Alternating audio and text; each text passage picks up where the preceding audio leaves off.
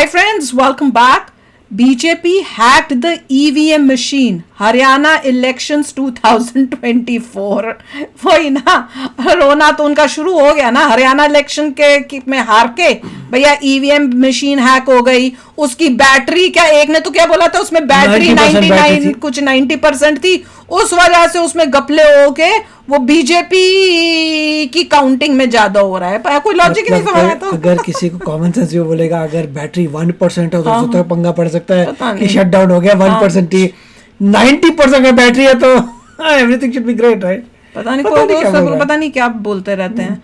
तो चलो यार वीडियो शुरू करते हैं। वीडियो शुरू करने से पहले अगर आप चैनल पर नए हो और आपने अभी तक सब्सक्राइब नहीं किया तो जल्दी से पहले सब्सक्राइब के बटन और बेल आइकन को क्लिक कर लो ताकि आपको हमारे सारे न्यू वीडियोस के नोटिफिकेशन मिल जाएं जैसे हम अपलोड करें। अगर आपको वीडियो पसंद आता है प्लीज लाइक एंड शेयर। चलिए शुरू करते हैं। राम राम सभी लोगों को, welcome back to another main channel video. आज की वीडियो बहुत ज्यादा स्पेशल होने वाली है क्योंकि आज का हमारा टाइटल है हरियाणा विधानसभा चुनाव 2024।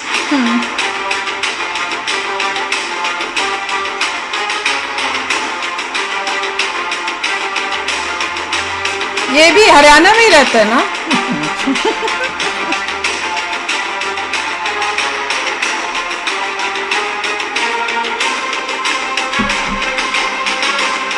क्या बीजेपी सेल्स 1 किलो जलेबी कुछ लिखा हुआ था? कमाल कर दिया। मैंने भी कुछ थोड़ा सा पढ़ा। पहले कभी भी नहीं हुआ था ऐसा कमाल जिसकी उम्मीद किसी ने भी नहीं करी थी। ऐसा कमाल जिसे देख के कांग्रेस वाले एकदम शॉक्ड रह गए। राजनीति को जानने वाले लोग एक बारी को कह रहे थे कि भाई इस बारी हरियाणा में पक्का कांग्रेस चुनाव जीतेगी, लेकिन रिजल्ट आया तो सबके सब हैरान रह गए। गाइस आज मैं आप लोगों को बताऊंगा कि लास्ट मोमेंट पे कैसे पासा पलट गया। जिस बीजेपी को लोग कह रहे थे कि हरियाणा में हार जाएगी वो आखिर जीत कैसे गई। हरियाणा ने ऐसी कौन सी स्ट्रैटेजी अपनाई जिसने बीजेपी को हरियाणा में ऐतिहासिक जीत दिला दी, तो आज मैं आप लोगों को बताऊंगा, तो वीडियो एंड तक देखना। बीजेपी वाले जश्न मना रहे हैं, मिठाइयां बांट रहे हैं, खुशियां मना रहे हैं। देखो जश्न तो मनता है क्योंकि हरियाणा के 58 साल के इतिहास में बीजेपी ने बहुत बड़ी अचीवमेंट हासिल करी है। मैं आपको बता दूं सन 1967 में जब हरियाणा राज्य बना था, ऐसा पहली बार हुआ है कि जब किसी एक पॉलिटिकल पार्टी ने हरियाणा में तीसरी बार जीत की हैट्रिक लगाई हो। यानी भाई अभी तक जितनी भी पॉलिटिकल पार्टीज आई हरियाणा में कोई भी लगातार 3 बार चुनाव नहीं जीता था, लेकिन बीजेपी ने कमाल करके दिखा दिया और इस जानदार शानदार जबरदस्त जीत के हीरो बन के सामने आए हैं हमारे हरियाणा के सीएम साहब नायाब सिंह सैनी। जैसे ही मालूम पड़ा कि हरियाणा में बीजेपी जीत गई है, नायाब सिंह सैनी को प्रधानमंत्री नरेंद्र मोदी जी, गृह मंत्री अमित शाह जी और बीजेपी अध्यक्ष जेपी नड्डा जी समेत तमाम दिग्गज बधाइयां देने लगे। आपको यहां मैं बता देता हूं कि 2024 के लोकसभा चुनाव के बाद ये विधानसभा का पहला चुनाव था। भले ही लोकसभा में बीजेपी के 240 सीट आई, लेकिन हरियाणा में बीजेपी ने बता दिया कि मोदी जी की नीतियों में, बीजेपी की प्लानिंग में बहुत दम है। हरियाणा की ये जीत ना सिर्फ ऐतिहासिक है बल्कि इसलिए भी बहुत बड़ी है क्योंकि बीजेपी 2009 के चुनाव में सिर्फ 4 सीट हासिल कर पाई।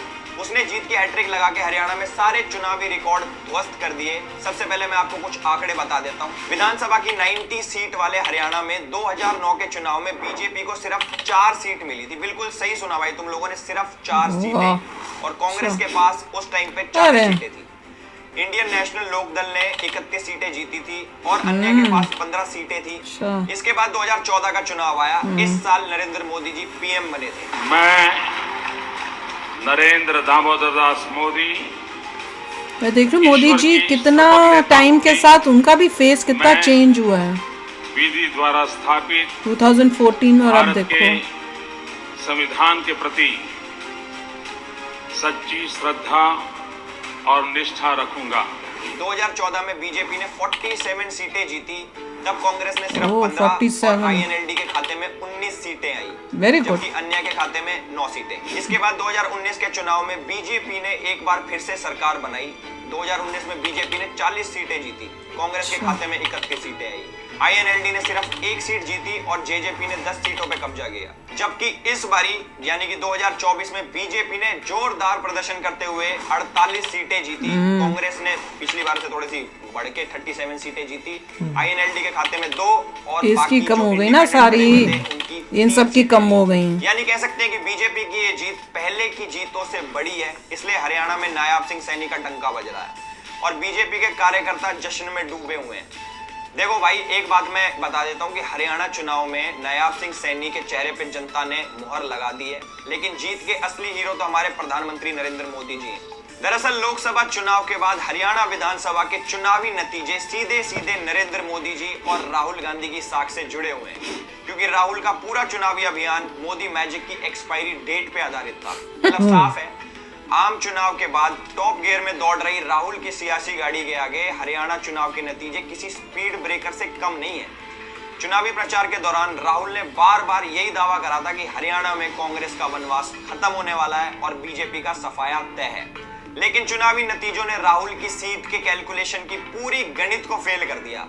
राहुल को भरोसा था कि जवान, किसान, पहलवान और संविधान के मुद्दे पे जैसे परिणाम लोकसभा चुनाव में मिले, हरियाणा में उससे भी अच्छे मिलेंगे। मतलब एक बारी को देखो, मैं पर्सनली बोलता हूँ मैं आपको, पर कह रहे वो जो थी वो जीती है अपने, लहर उसी साइड की थी, हवा उसी साइड की थी, लेकिन हरियाणा के परिणाम बताते कि चुनाव में मोदी की गारंटी चल गई, कांग्रेस की गारंटी नहीं चली, क्योंकि कोई गारंटी होती नहीं हो तो बेवकूफ बनाते हैं। अदानी अंबानी का मुद्दा नहीं चला, सबका साथ सबका विकास का मंत्र चल गया, मोहब्बत की दुकान का शिकवा नहीं चला, दामाद दलाल खर्ची पर्ची चल गई, कांग्रेस की संविधान सियासत जाति गिनती नहीं चली, यहाँ तक कि बीजेपी का महिला, किसान, नौजवान भी चल गया, कांग्रेस की एमएसपी, अग्निवीर और बेरोजगारी जैसे मुद्दे नहीं चले। इसलिए राहुल गांधी की उम्मीदें ताश के पत्तों की तरह बिखर गई। हरियाणा वालों ने राहुल के मुद्दों को खारिज कर दिया और ये बता दिया टी-शर्ट में क्या बना है, शाख कट्टी हुई बीजेपी है। देखो जी, हरियाणा को 7 कल्चरल और पॉलिटिकल जोन में बांटा जाता है। 7 में से 4 इलाकों में बीजेपी ने 2019 के मुकाबले बहुत सीटों में इजाफा किया है। बागड़ साउथ और मेवात बेल्ट में कोई अंतर नहीं आया है। आपको इन 7 कल्चरल और पॉलिटिकल जोन के बारे में बता देता हूँ, अब तुम ध्यान से सुनना। सबसे पहले इसके अंदर आता है जीटी रोड बेल्ट। दिल्ली से चंडीगढ़ को जाने वाली रोड, अगल बगल में 6 जिले जीटी रोड बेल्ट में आते हैं। इसमें आता है भाई साहब पंचकुला, कुरुक्षेत्र, पानीपत, यमुनानगर, करनाल और अंबाला। ये सब दिल्ली, यहाँ मैं गई हुई बचपन में, दिल्ली के एरिया में। हाँ, और मेरे नानी के बड़े सारे रिलेटिव्स यहाँ रहते थे। 2014 में इस बेल्ट से बीजेपी ने 21 और 2019 में 12 सीटें जीती थी। वहीं इस बार बीजेपी ने यहाँ से 14 सीटें जीती हैं। दूसरा हमारा आता है बांगर बेल्ट। पंजाब से लगे हुए हरियाणा के 2 जिले जींद और कैथल बांगर बेल्ट में आते हैं। इन दोनों जिलों में कुल 9 सीटें हैं। 2014 में बीजेपी ने इनमें से 2 सीटें जीती थी, 2019 में 3 सीटें और इस बारी इंक्रीज हो गया भाई बीजेपी का। यहाँ पे बीजेपी ने जीती इस बार 5 सीटें, यानी 2 सीटें बढ़ी। इस इलाके में भूमिगत जल का स्तर बहुत ऊंचा है, यानी कि पानी बहुत ऊपर है जमीन में, जिसके चक्कर में यहाँ पे खेती बहुत बढ़िया होती है। तीसरी बेल्ट आती है देशवाल बेल्ट। इसे जाट लैंड भी कहा जाता है। इस बेल्ट में 3 जिले आते हैं, रोहतक, झज्जर और सोनीपत। इस जिले में कुल 14 विधानसभा सोनीपत तो सुना है। बीजेपी ने यहाँ से 2014 में 4 सीटें, 2019 में सिर्फ 2 सीटें और इस बारी 2024 में विधानसभा के चुनाव में 4 सीटें जीती हैं। अगली आती है हमारी बागड़ बेल्ट। राजस्थान और पंजाब से सटे इस इलाके में बागड़ी बोलने और पंजाबी वोटर्स हैं।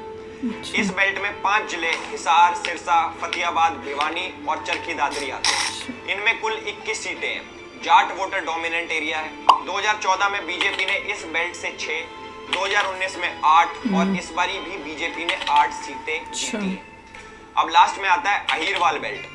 अहीर बाहुल्य इलाका, जिसमें 3 जिले रेवाड़ी, महेंद्रगढ़ और हमारा गुड़गांव। इसमें यहाँ पे टोटल सीटें विधानसभा की 11 हैं। 2014 में बीजेपी ने यहाँ पे 11 सीटें जीती थी, 2019 में 8 सीटें जीती और इस बारी बीजेपी ने 10 सीटें जीती। इसके बाद आता है हमारा साउथ हरियाणा। उत्तर प्रदेश से लगे पलवल और फरीदाबाद जिले इसके अंदर आते हैं। यहाँ पे 9 सीटें सिर्फ गुर्जर वोट डिसाइड करते हैं कि कौन सी पार्टी आएगी, कौन सी नहीं आएगी। यहाँ पे बीजेपी ने 2014 में सिर्फ 3 सीटें, 2019 में 7 सीटें और पिछला नतीजा दोहराते हुए इस बार भी बीजेपी ने यहाँ से 7 सीटें जीती हैं। उसके बाद आता है हमारा मेवात। कितना है? हरियाणा के मेव, यानी ये मुस्लिम डोमिनेटेड एरिया बोला जाता है। इसके अंदर आता है मुस्लिम डोमिनेटेड, मतलब ये सारे इकट्ठे आते हैं, जिसमें टोटल 3 सीटें हैं। 2014 और 2019 कांग्रेस जीती क्या? यहाँ से कोई सीट नहीं। इस बार भी बीजेपी को यहाँ से सेम भाई कोई सीट देखा भाई, जितने भी हैं वोटर उन्होंने बीजेपी को 1% भी नहीं जिताया। यहाँ पे 70% आबादी मुस्लिम लोगों की है। लेकिन मजेदार बात यह है कि इस बार जाटों के गढ़ में बीजेपी ने बहुत शानदार प्रदर्शन कराया। भाई गॉड, शॉकिंग तो ये था कि जहाँ पे 70% मुस्लिम्स हैं, आपको नहीं मिलेगा। एक भी वोट नहीं। इससे क्या पता चलता है, जितना मर्जी आप देश के लिए कर लो, सबका विकास बोल लो, वो religion based है। वो religion based he End of रहेंगे। End of story. तो ठीक है, फिर मोदी जी को भी यही देखना चाहिए कि जो मुझे वोट दे रहा है उनको मैं करूं, जो नहीं कर दे रहा वहां पे नहीं यही करूं पॉइंट जो development। था योगी जी भी कहते हैं, और मिस्टर Simple। बिस्वा जो है असम के, वो भी यही कहते हैं। वो कहते हैं कि मैंने बड़ी कोशिश की है लाइफ में सबका सुधार करने की, मगर उधर से वोट नहीं आता, इसलिए उन्हें तो आई हैव बोलते हैं। Given up on this now. कर देना तक चाहिए। और ये खुद मिस्टर आप। बिस्वा तो मुंह पे बोलते हैं, बोल दो, योगी जी भी हो मुंह पे गया, बोलते क्या हैं। छुपाना है यार, ये सच्चाई वो कहते हैं है। That's how it is. तो- अगर जो रिजल्ट आ रहे हैं वो ऐसे जितना भी कोशिश कर लो, that's how it is, which is unfortunate thing. है अनफॉर्चुनेट कि आप ऐसा सोच अगर रख रहे हो देश में रहकर, तो भैया तुम्हारी सोच तो बहुत ही गलत और घटिया सोच है, देश को डुबाने वाली सोच है ये। और इससे अलार्मिंग सिचुएशन भी पता चल रही है कि कितना इम्पोर्टेंट है यूनिफॉर्म सिविल कोड लाना, और मतलब बहुत, और एजुकेशन every कैसी Indian should have करनी है, some commonality। मदरसा बंद होने चाहिए। और मेरे ख्याल से तो ऐसे मतलब भारत के अंदर जो है कोई कम्युनिटी बेस्ड, रिलीजन बेस्ड एक इलाका ऐसा नहीं होना चाहिए जिसमें बस एक ही रह रहे हैं। इट शुड बी अ देखिए, मिक्सचर एवरीवेयर। मैं इसलिए बोलता हूँ कि इंडिया में कोई ऐसी चीज़ आनी चाहिए जो कॉमनैलिटी हो, जो बोले ये चीज़ हर इंडियन में है, उससे बहुत फायदा होता है बहुत कंट्री का। फर्क पड़ेगा सोच में। अगर कोई जापान से है तो वो जापानीज बोलते हैं सारे लोग, कोई चाइना से तो चाइनीज बोलता है, कोई कोरिया से हमारे कोरियन केस बोलता में ये है। होता है जब हम बाहर जाते हैं तो वहां पे भी बटे हुए होते हैं कि वही भैया बात ये है। हिंदी, वो पंजाबी हैं, ये तमिल हैं, ये वो है, उनके अलग अलग ग्रुप्स बने होते हैं। कोई एक यूनाइटेड वो नहीं होते कि भैया सब एक इकट्ठे यहाँ हो रहे हैं। पे वहाँ जापानीज एक होंगे, एक चाइनीज बंदा एक अगर होंगे। चाइनीज बोलता है तो सारे चाइनीज आते हैं, उनको हाँ। पता है चाइनीज है। हाँ, सारे इकट्ठे कोई होते हैं। जापानीज बोलता है, जापानीज आते हैं, कोरियन बोलता है, कोरियन आते हैं। जो